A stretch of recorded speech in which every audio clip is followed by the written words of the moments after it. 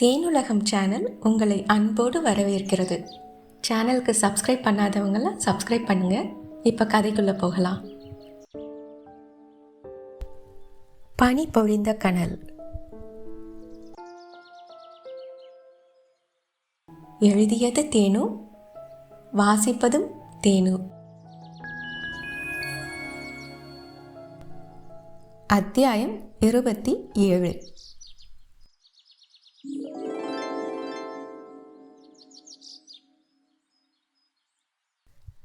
தேனிலவு என்றுதான் பெயர். மயிலா பெரும்பான்மை நேரம் பெண்களோடு தான் இருந்தாள். பகல் பொழுதில் தேஜன் எங்கோ சென்றான். சுவற்றை பார்த்தவாறு, என்னோட தொழில் விஷயமா போகணும், எது வேணும்னாலும் வள்ளி பாட்டிக்கிட்ட கேளு என்று சொல்லி சென்றபோது மனதுக்கு கஷ்டமாகத்தான் இருந்தது. இருந்தாலும் அவள் மறுத்து பேசவில்லை. போகட்டும், என் முகத்தை பார்க்காம இருந்தாலாவது நிம்மதியாக இருப்போம்ல, இருக்கட்டும். செங்காத்தையை நினைவுபடுத்துகிற பாழா போன முகத்தை அவன் பார்த்தா என்ன, பார்க்காட்டா என்ன என்றே அவளுக்கு தோன்றியது. விரக்தி மேலிட தலையை அசைத்து வைத்தாள். இரவு நேரம் காலம் கடந்தே வந்தான். கால் கடுக்க நடந்தானோ? அங்கிருந்த ஒரே ஒரு ஒற்றை கட்டிலில் அவளை படுக்க பணித்தவன் தான் தரையில் படுத்து கொண்டான். படுத்ததும் உறக்கம்தான். இதுவே வாடிக்கையானது. அவளை தவிர்க்க பார்க்கிறான் என்பது திண்ணம். இதுக்கு எதுக்கு ஒரு தேனிலவு? அங்க ஊர்லயே இருந்திருக்கலாம். இவருக்கு தனிமைதான் வேணும்னா அந்த ஊர்ல இதை விட அதிகமாக கிடைச்சிருக்குமே. கிழக்கும் மேற்குமா தான் இருக்க போறோன்னா எதுக்கு இப்படி ஒரு 10க்கு 10 அறையில அடைஞ்சுக்கணும்? என்னை விட இவருக்கு தான் இதெல்லாம் பெரிய துன்பம். சரியான மேசோகிஸ்ட். என்ன போக்கில் அவள் நிமிர, ஏதாவது வேணுமா என்று கேட்டான் அவன். என்ன, ஏதாவது வேணுமா? தோசையை முழுங்காம வாயில அதக்கிக்கிட்டே இருக்கியே, ஏதாவது வேணுமா? தண்ணி வேணுமா? இல்லை. அப்புறம் ஏன் தோசையை முழுங்காம வாயில அதக்கிக்கிட்டே இருக்க? ருசி பிடிக்கலையா? வேற ஏதாவது செஞ்சு தரட்டுமா? இல்லை. தண்ணி வேணுமா? தோசையை விழுங்க முடியாமல் அதக்கினாள் என்பதே அப்போதுதான் அவள் புத்தியில் பட்டது. இல்லை, அதெல்லாம் ஒன்றும் என்று சொல்லும் முன்பாகவே ஓங்கரித்தாள். அதை எதிர்பார்த்தவன் போல ஒரு பாலித்தீன் பையை அவளுடைய முகத்துக்கு நேராக பிடித்தான். சிறு குடலும் பெருங்குடலும் போட்டி போட்டுக்கொண்டு வாய் வழியே வெளியே வந்துடுமோ என்னும் அளவுக்கு ஓங்கரித்தாலும் ஒரே ஒரு அவுன்ஸ் உமிழ்நீர் மட்டுமே வெளியே வந்தது. துப்பி விட்டு நிமிர்ந்தவள் ஏதோ கணக்கில் திகைத்தாள். அப்படியே இருக்குமோ? இன்னும் குமட்டதா? தண்ணி வேணுமா என்றான் நிதானமாக. நான் தலை சுற்ற அவள் தள்ளாடினாள். நான் புள்ள உண்டாகியிருக்கேனா? என் வயிற்றுல ஒரு குட்டி பாப்பாவா? கண்ணில் குளம் கட்டியது. என் வயிற்றுல ஒரு குட்டி தேஜனும் மயிலாவும் இருக்கா? ஆனந்தத்தில் அழுகிறாளா, அதிர்ச்சியில் அழுகிறாளா? அவளுக்கே தெளிவில்லை. அவளை பிடித்து உட்கார்த்தி வைத்தவன், என்ன பண்ணுது? பாட்டியை கூப்பிடட்டுமா என்றான். அவள் சொல்ல வந்த விஷயம் அவள் சொல்லாமலேயே அவனுக்கு தெரிந்து போன விஷயம்தானா? அப்படியும் இருக்குமோ? அவன் சொல்லாமலேயே அதை அவளும் புரிந்து கொண்டாள். தான் கர்ப்பமாக இருப்பது தனக்கே தெரியாத போது இவனுக்கு எப்படி?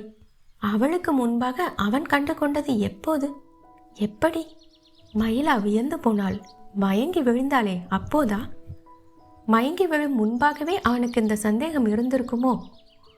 கொஞ்ச நாளாகவே அவளுடைய உணவில் அதிகப்படி அக்கறை செலுத்தியது இதற்காகத்தானா? காரை மெதுவாக ஓட்டியதும் கையை பிடித்து நடத்தி சென்றதும் எல்லாம் இதற்காகத்தானா? இந்த லட்சணத்தில் கல்யாணம் வேண்டாம் என்று வேறு எகிரி, அதனால்தான் அடி பைத்தியக்காரி என்பது போல பார்த்தானா? பாட்டி தாலியை பற்றி எதுவும் கேளாது விட்டதற்கும் இவன் தான் காரணமா? என்ன சொல்லியிருப்பான்? ஆராய்ச்சியாக அவள் பார்க்க, நம்ம போஸ் மனைவி ஒரு கைனோ தான். அன்னைக்கு நீ ஆஃபீஸில் மயங்கி விழுந்தப்ப அவங்க தான் உன்னை அட்டென்ட் பண்ணாங்க என்றான் நிதானமாக. அப்படியானால் அதற்காகத்தான் கல்யாணத்திற்கு அவசரப்பட்டானா? கர்ப்ப விஷயம் வீட்டாருக்கு தெரிந்திருந்தால் தீராத அவமானம்தான். அவர்களை பொறுத்தவரை இது முறை தப்பி உருவான கரு என்று தானே பேராகும். அவனது சமயோசிதமும் துரித முடிவும் அதை தொடர்ந்த திருமணமும் அவளுடைய மனதை தொட்டது. இருந்தாலும் மனதின் ஒரு மூலையில் அதுவே ஒரு நமைச்சலையும் தந்தது. அப்படியென்றால் கர்ப்பமாகிவிட்டால் என்ற கட்டாயத்திற்காக மணந்திருக்கிறான் என்றுதானே பொருள். கட்டாயத்துக்காக மணந்திருக்கிறான். பாவம்.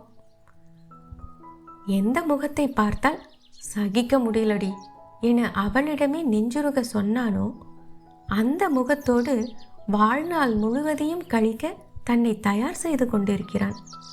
கிட்டத்தட்ட தற்கொலைக்கு தயார்படுத்தி கொண்டுள்ளான். இமை தாழ்த்தி துயரை மறைத்தாள் அவள். அவளை ஒரு ஆழ பார்வை பார்த்தவன் அதற்குள் வள்ளிமாவை அழைத்து வந்திருந்தான். பாட்டியோடு ஒத்தாசைக்கு வந்த வினுவும் அம்சாவும் ஏக குஷியில் இருந்தனர்.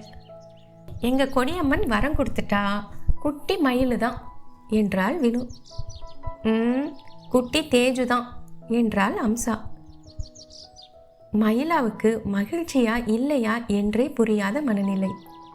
அவளுக்கு கண்ணை கரித்து கொண்டு வந்தது. தரணி அம்மாளையும் சொந்த அம்மாளையும் மனம் தேடியது. தேஜனை கட்டிக்கொள்ள மனம் துடித்தாலும் இனம் புரியா இடைவெளி ஒன்று அவளை இருந்த இடத்தை விட்டு நகர முடியாது கட்டி போட்டது. இரவின் தனிமையில் எப்போதும் போல அவள் மேலே அவன் கீழே என அவன் படுக்கை விரிப்பை தட்டி போட மயிலா மெல்ல பேசினாள். வீட்டுக்கு சொல்லட்டுமா? உங்களை தானே. மாமா பாட்டிக்கெல்லாம் சொல்ல வேண்டாமா? அப்பா அம்மாவிற்கு என்று மனதுக்குள் தோன்றியதை சொல்ல முடியாமல் மென்று விழுங்கினாள். ஒரு நெடிய மௌனத்திற்கு பின் சொன்னான், அப்புறமா சொல்லிக்கலாம். ஏ, இதை கூடவா சொல்லக்கூடாது? எங்க அப்பா என்று ஆரம்பித்தவள் அவனது பார்வையில் பேச்சை நிறுத்திவிட்டாள். பெருமுயற்சி செய்து கோபத்தை கட்டுப்படுத்தியவன் ஆழ்குரலில் சொன்னான், என்னன்னு சொல்ல போற? நான் என்னன்னு சொல்ல போற? நேற்று கல்யாணம் பண்ணி இன்னைக்கு உண்டாகி இருக்கேன்னா மூளைன்னு ஒன்று இருந்தா யோசிக்கலாம், தப்பு இல்லை. முதுகை காட்டிக்கொண்டு அவன் படுத்து விட்டான். திடீர் கல்யாணத்தின் காரணம் மட்டுமல்ல, திடீர் தேனிலவின் ரகசியம் கூட புரிந்து போனது. வீட்டில் இருந்தால் மசக்கையை கண்டுபிடித்து விடுவார்கள். போதிய கால அவகாசத்திற்கு பின் இந்த விஷயத்தை வீட்டாருக்கு தெரிவிக்க நினைத்தே அவளை கண் காணாத இடத்துக்கு கடத்தி வந்திருக்கிறான். கிராமத்தில் இருந்தால், அதிலும் வள்ளிம்மா அருகில் இருந்தால் பிள்ளைத்தாச்சிக்கு பேருதவியாக இருக்கும் என்று யோசித்து அன்புலத்தூரை தேர்ந்தெடுத்திருக்கிறான். இத்தனையும் பார்த்து பார்த்து செய்கிற இவருக்கு இப்படி ஒரு தீராத துயராகி போயிட்டனே. முதுகலை கட்டின கல்லு மாதிரி ஆயிட்டனே. விட்டத்தை வெறித்தவாறு கிடந்த மயிலாவுக்கு பொட்டு தூக்கம் இல்லை. குட்டி தேஜாவின் நினைவில் தேஜனுக்கும் நித்திரை பிடிக்கவில்லை. மயிலாவிடம் படர்ந்த மனதை பிரித்தெடுக்க முடியாமல், பிரித்தெடுக்க பிடிக்காமல், மனைவியின் மணி வயிற்றில் வந்துதித்த மகனின் நினைவில் நிகழ்வை மறக்க பார்த்தான் அவன்.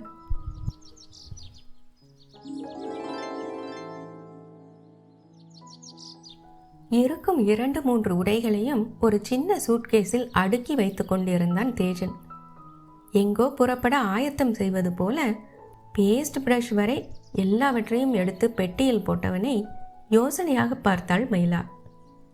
கேட்பதா வேண்டாமா என்று தயங்கி தயங்கி முடிவில் கேட்டே விட்டாள். எங்க போறோம்? போறோம் இல்ல, போறேன்.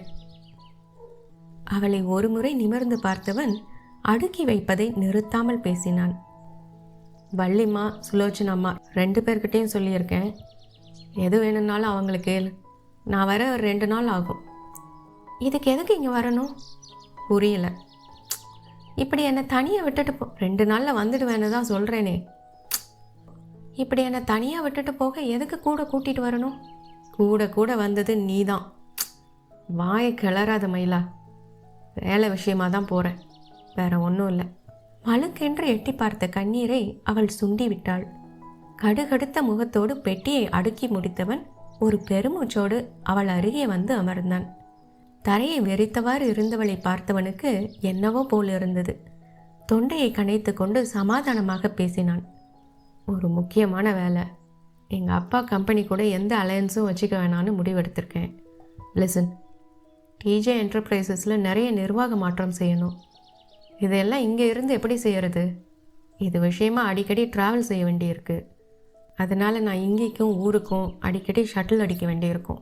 அட்ஜஸ்ட் பண்ணிக்கோ. சரி. ஹே மயிலா, என் நம்பர் உங்ககிட்ட இருக்குது. சரி. அது போக சபாபதி, வேல்முருகன், போஸ் நம்பர் எல்லாமே இதில் இருக்குது. சரி. இங்கேயே 2 பாட்டி துணைக்கு இருக்காங்க. போதாக்குறைக்கு உன்னோட ஃப்ரெண்ட்ஸ் எல்லாரும் இருக்காங்க. நேரத்துக்கு சாப்பிட்டு உடம்ப தேத்து. என்ன?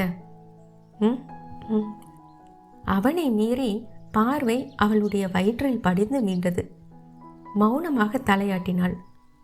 ஏதாவது சொல்லணுமா? உங்கள் அப்பா கம்பெனின்னு ஏன் பிரித்து பேசுகிறீங்க? அது உங்களோடதும் தான். இந்த பேச்சு போதும். உங்கள் மாமா கம்பெனியை உன்னோடதுன்னு சொல்லிக்கோ. எனக்கு எந்த ஆட்சேபனையும் இல்லை. எவென்ச்சுவலி அது உங்கள் எல்லாரோடதும் தான். அவன் வேறு, அவளும் அவளை சார்ந்தவர்களும் வேறு எனும்படி அவன் பிரித்து பேசியது மனதை குடைந்தது. மத்தளத்துக்கு 2 பக்கமும் இடி. தேஜன் சென்ற கொஞ்ச நேரத்துக்கெல்லாம் வள்ளிம்மாவும் சுலோச்சனா அம்மாவும் வந்தார்கள். கற்றை ரூபாய் நோட்டை அவள் கையில் திணித்த வள்ளிம்மா படபடவென பொரிந்தார். கூடவே சுலோச்சனா அம்மா. என்ன நினச்சிக்கிட்டு இருக்கான் உன் புருஷன்? என் பொண்டாட்டியை நல்லா பார்த்துக்கோங்க பாட்டின்னு பணத்தை கொடுத்துட்டு போகிறான். ஏன்?